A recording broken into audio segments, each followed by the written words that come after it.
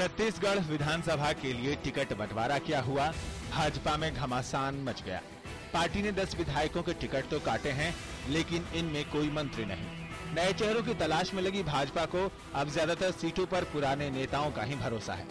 पहले तो पूर्व सांसद करुणा शुक्ला और फिर टिकट बंटवारे से असंतुष्टों और बागियों ने संगठन की मुश्किलें बढ़ा दी हैं।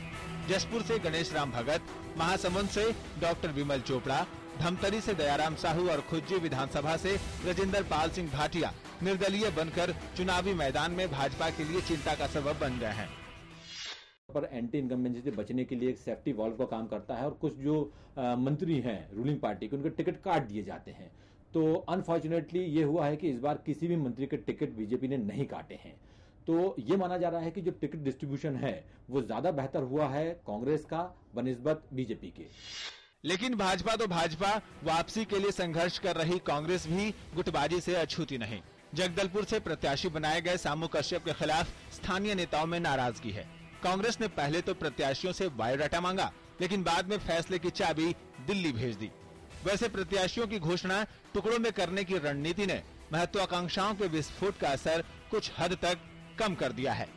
शायद कांग्रेस को 2003 और 2008 चुनावों की गलतियां याद थीं, ऐसे में असंतोष को दिल्ली से नियंत्रित किया गया।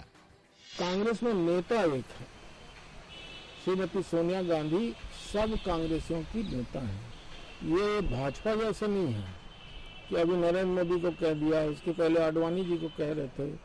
तो इनके पास तो ऊपर ही इतनी लड़ाई है, हमारे पास ऊपर कोई लड़ाई नहीं है और नीचे की लड़ाई टिकट मिलने तक रहती है। पिछली बार 2 सीटें जीतने के बाद बहुजन समाज पार्टी के विधायक भले ही कांग्रेस में शामिल हो गए हों, लेकिन इस बार फिर से बीएसपी 90 सीटों पर खम ठोक रही है। 2 बड़ी पार्टियों की अंदरूनी खींचतान और बागियों के तेवर ने छत्तीसगढ़ के क्षेत्रीय पार्टियों को एकजुट कर दिया है और अब छत्तीसगढ़ संयुक्त मोर्चे के साथ 5 पार्टियां 80 सीटों पर सीधी चुनौती दे रही हैं।